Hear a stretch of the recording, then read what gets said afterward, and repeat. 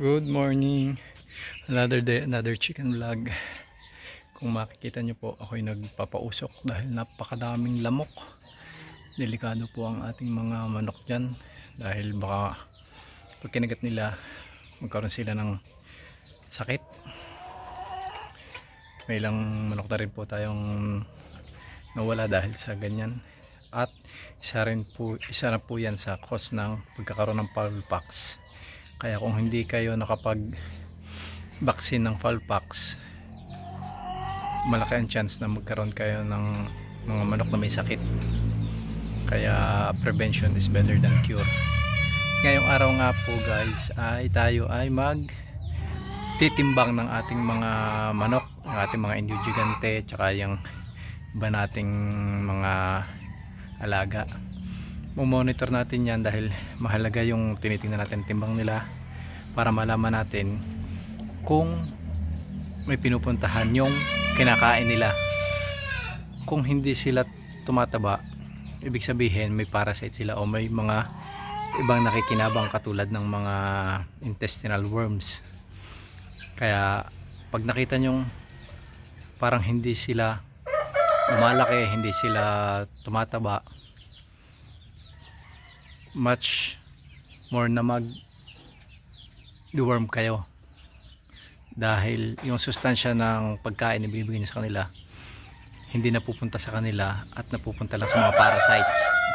Kaya wala ding silbi na magpakain kayo ng magpakain, yung mga manok nyo maapektuhan.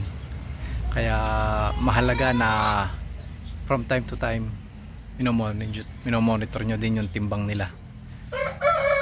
Katulad ko dito, solo lang akong kaya every month or every 2 months lang ako nakakapagtimbang dahil medyo madami itong ating mga alaga. So mahirap pagka solo ka lang, tapos kailangan pa natin i-maintain ang kalinisan, isa pa yan para iwas biosecurity sabi nga nila. Dahil hindi talaga natin maiiwasan ang sakit, kailangan lang talaga prevention. Kahit nagpe-prevention tayo, hindi naman din 100% na sasabi natin na hindi magkakasakit ang ating mga manok, lalo na kung may mga manok tayong hindi baksinado. Kaya yan, samahan nyo ako, magtitimbang muna tayo ng iba. Yan guys, una natin yung kapatid ni Ringo, 3 kilos and 380 grams, 6 months. Yan ang ating isang IG. Yan. Mahirap lang dahil ako pa naghahawak nito camera, tapos baka makalipan sila dyan eh. Yan, yan ang una.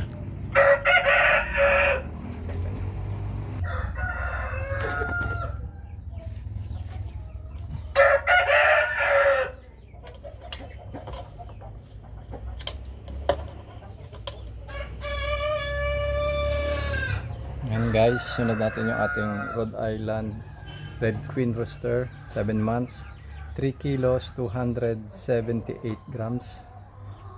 Nakikita nyo, buti na lang mabait sila pagka nandyan. Mahirap nilang Yan guys, si Ringo,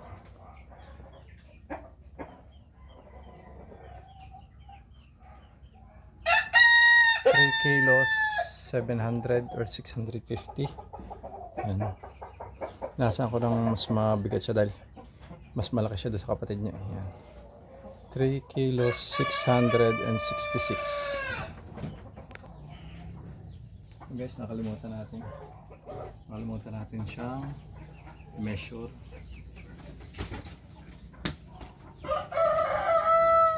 Mahirap measure guys, solo ko eh.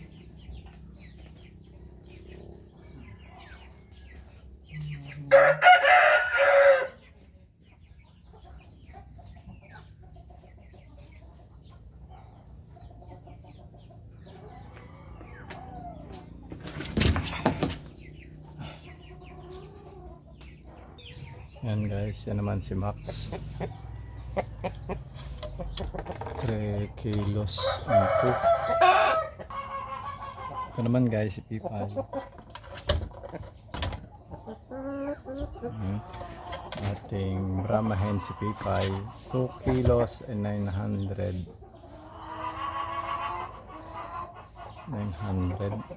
Naman guys, si Pipay number 2, 2620.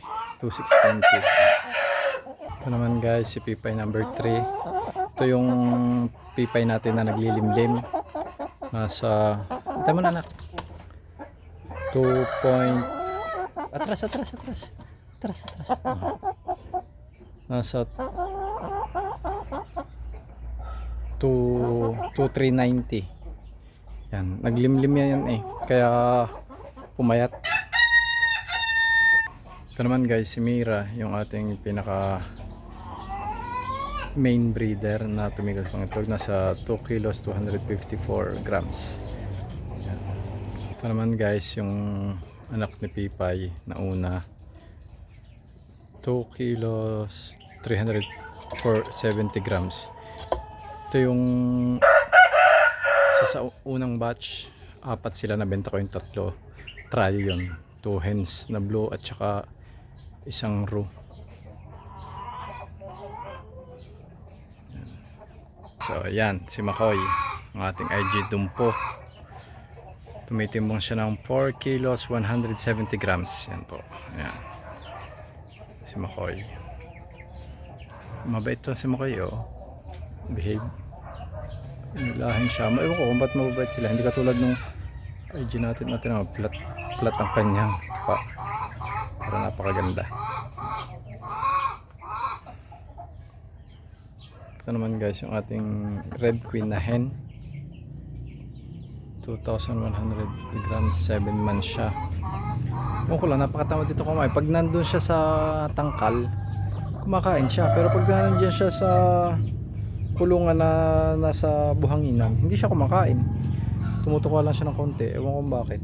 Hindi pa siya nangingitlog eh, hindi pa rin siya nagpapasapay, hindi pa rin siya bumababa. Yung ating IG hen, 178 sa weight, wala pa siyang 2 kilo.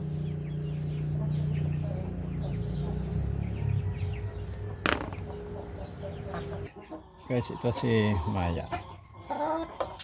Maya.